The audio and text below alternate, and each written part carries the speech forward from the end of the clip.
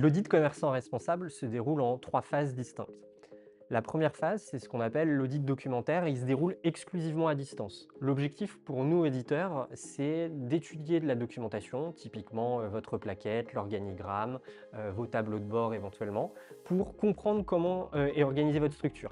L'idée de cette étape, c'est de ne pas arriver le jour de l'audit en ne connaissant pas du tout votre métier, votre organisation, etc.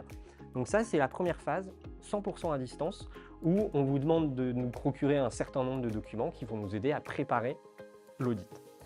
La seconde phase, c'est l'audit en lui-même.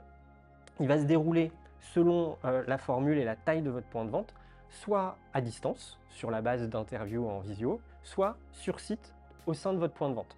Dans les deux cas, ce qu'il faut comprendre, c'est que la structure et le cœur même de l'audit, c'est vraiment l'échange, la conversation. Je l'ai dit précédemment, notre travail d'auditeur est de comprendre votre organisation, ce que vous faites, vos points forts, vos points perfectibles.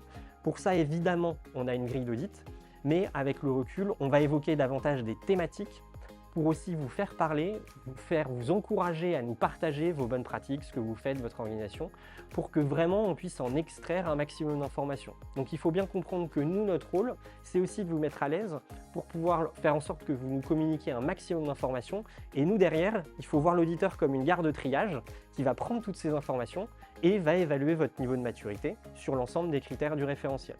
Donc c'est vraiment cette dimension discussion lors des interviews qui est au cœur de l'audit.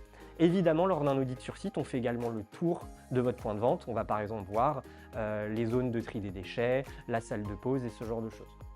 Et enfin, la troisième partie de l'audit, c'est la rédaction, la formalisation du rapport d'audit, dans lequel vous trouverez un avis général qui récapitule l'audit, son déroulé, votre organisation, des points forts. C'est extrêmement important aussi de souligner ce que vous faites de bien. On est souvent, et on le voit, la tête dans le guidon, dans notre cœur d'activité, et c'est très important de vous aider aussi à prendre un petit peu de recul et à voir ce que vous faites de bien. Et ce qu'on appelle les points perfectibles, c'est là où, selon nous en tant qu'auditeurs, il est le plus pertinent pour vous de mettre vos efforts pour progresser.